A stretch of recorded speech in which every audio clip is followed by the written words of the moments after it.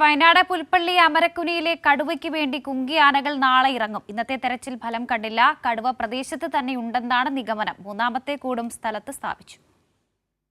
വൻ സന്നാഹത്തോടെയായിരുന്നു ഇന്ന് അമരക്കുനിയിൽ കടുവയ്ക്കായുള്ള തിരച്ചിൽ. ഡോക്ടർ അരുൺ സക്കറിയയുടെ നേതൃത്വത്തിൽ മയക്കുവെടി സംഘം പ്രദേശം വിശദമായി പരിശോധിച്ചു. തെർമൽ ഡ്രോൺ നിരീക്ഷണവും നടന്നു. 3 ടീമുകൾ കടുവയ്ക്കായി പ്രദേശം അരിച്ചുപെറുക്കിയെങ്കിലും ഫലമുണ്ടായില്ല. വൈകിട്ടോടെ ദൗത്യം നാളേക്ക് നീട്ടി.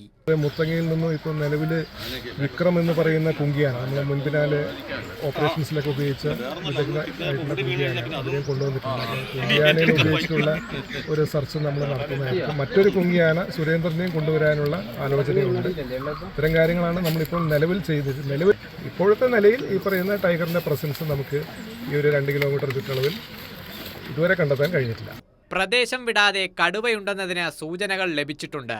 ഇന്ന് കൂട്ടിൽ അകപ്പെടാനുള്ള സാധ്യതയുണ്ടെന്ന് വനം വകുപ്പ് പറയുന്നു. നിരീക്ഷണത്തിന് 3 ലൈവ് സ്ട്രീമിംഗ് ക്യാമറകൾ സ്ഥലത്ത് സ്ഥാപിച്ചിട്ടുണ്ട്. 23 ക്യാമറ ട്രാപ്പുകൾ വേറെയുമുണ്ട്. പ്രദേശത്തെ ഭൂപ്രകൃതി തിരച്ചിലിന് തടസ്സമാണ്. കുറ്റിക്കാടുകളും കാപ്പിത്തോട്ടങ്ങളും നിറഞ്ഞ സ്ഥലമാണിത്. 3 കൂടുകളാണ് കടുവയ്ക്കായി ഇതുവരെ സ്ഥാപിച്ചിട്ടുള്ളത്. കൈരളി ന്യൂസ്, വയനാട്.